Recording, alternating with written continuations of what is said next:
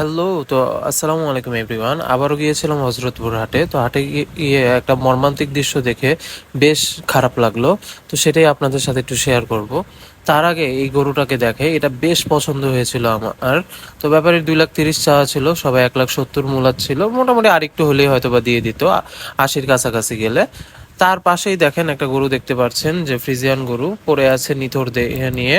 আসলেই কখন কে মারা যায় আসলেই বলা যায় না। আর হজরতপুর হাটের এই ব্যাপারটা আমার খুবই খারাপ লাগে, যে এই হাটে এত গরম যে বলার বাইরে। তো হাটে আসলে আরো বেশ কিছু গাছপালা থাকলে ভালো হয়, মানুষই টিকতে পারে না, প্রাণী কিভাবে টিকবে। এবং কিছু অসাধু ব্যবসায়ীরা তো আছেই, যারা হলো অনেক কিছু খায়াও নিয়ে আসে, আল্লাহ ভালো জানে। তো ব্যাপারে 1,10,000 টাকা কেনা ছিল, পুরো 1,10,000 টাকাই গচ্চা গেল। এবং এই গরুটা একদম সকালবেলা বলে মারা গেছে, এবং ব্যাপারে 1,10,000 দিয়ে কিনছিল। তাই সবাই গরু কেনার সময় সাবধান থাকবেন, ভালো থাকবেন। আসসালামু আলাইকুম।